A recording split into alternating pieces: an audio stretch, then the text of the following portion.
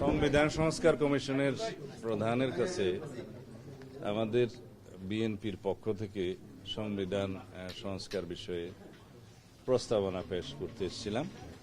ওনাদের কাছে আমরা প্রদান করেছি। মোট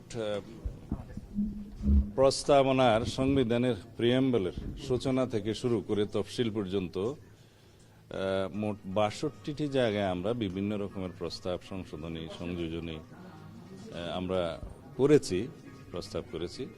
এগুলো ওনাদের কাছে জমা দিয়েছে, ওনারা সেটা বিবেচনা করবেন বলে আমরা আশা করি।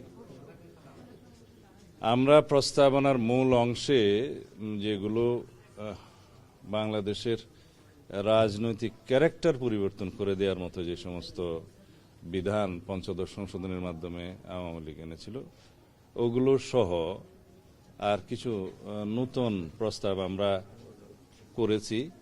সেই প্রস্তাবের মধ্যে বাংলাদেশের বর্তমানে জনগণের আকাঙ্ক্ষা এবং জুলাই আগস্ট বিপ্লবের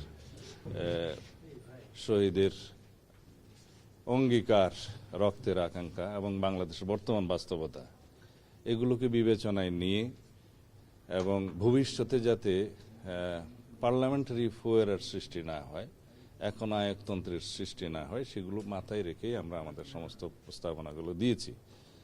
যেমন আমরা রাষ্ট্র ক্ষমতায় প্রধানমন্ত্রী এবং রাষ্ট্রপতির মধ্যে ক্ষমতার ভারসাম্য আনয়নের জন্য বিধান রেখেছি এবং পরপর 2 বারের বেশি প্রধানমন্ত্রী পদে কেউ আসীন হবেন না, সেই বিধান রেখেছি। আমরা নতুন করে পার্লামেন্টের উচ্চ কক্ষ সৃষ্টির বিধান প্রস্তাব করেছি এবং জুডিশিয়ারির ক্ষেত্রেও আমরা নতুন কিছু প্রস্তাবনা দিয়েছি, যাতে অধস্তন আদালত সমূহের নিয়ন্ত্রণ সুপ্রিম কোর্টের হাতে থাকে এবং সেটা যথোপযুক্তভাবে নিয়ন্ত্রিত হয়। আর আমরা নতুন পদ হিসেবে উপরাষ্ট্রপতি, উপপ্রধানমন্ত্রী পদ সৃজনের বিষয়টা আগে এক সময় ছিল, সেটা আমরা পুনঃপ্রবর্তনের বিধান রেখেছি, প্রস্তাব করেছি। এইভাবে যে সমস্ত বিষয়ে মানুষের আকাঙ্ক্ষা বেশি, যেমন তত্ত্বাবধায়ক সরকার পুনঃপ্রবর্তন, এটা মানুষের 1 নম্বর আকাঙ্ক্ষা জনগণের, সেটা আদালতও বিচারাধীন আছে, এখন রিভিউতে, আশা করছি সেটা মানুষের পক্ষে রায় আসবে।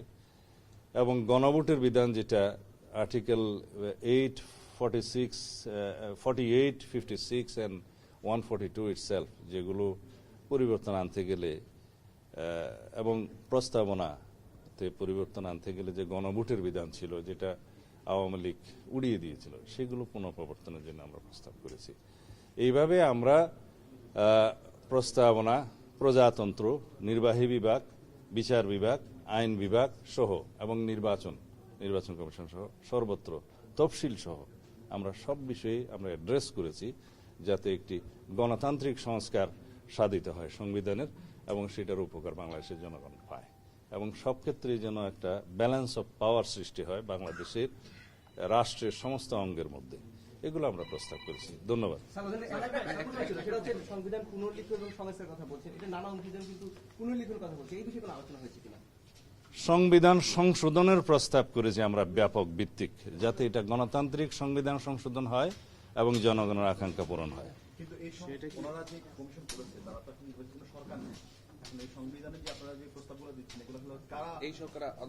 এটা খুবই স্বাভাবিক। সংবিধান সংস্কার কমিশন তাদের রিকমেন্ডেশনস গুলো সরকারের কাছে প্রদান করবেন এবং অন্তর্বর্তীকালীন সরকারের মাননীয় প্রধান উপদেষ্টা বলেছেন যে তারপরে উনি সবার সাথে আলোচনা করবেন, রাজনৈতিক দল, স্টেক হোল্ডার, বিশেষজ্ঞ, সমাজের বিভিন্ন শ্রেণীর প্রতিনিধি, সামাজিক শক্তি, সবার সাথে আলোচনা করে সেটা ওনারা চূড়ান্ত করবেন এবং এই চূড়ান্ত করার পরে দেখা যাবে অধিকাংশ ক্ষেত্রেই সবাই একমত পোষণ করেছে। কিছু কিছু ক্ষেত্রে তো দ্বিমত থাকতেই পারে। তো যে সমস্ত বিষয়ে ঐক্যমত পোষণ হবে, সেগুলো আমরা যদি অঙ্গীকার করি এবং নির্বাচনী ম্যানিফেস্টোতে যদি সেটা প্রতিফলন করি, তাহলে পরে সবার একটা অঙ্গীকার থাকবে যে পরবর্তী পার্লামেন্টে যারাই আসুক, তারা সেই সংবিধান সেইভাবেই পরিবর্তন করবে। ঠিক আছে।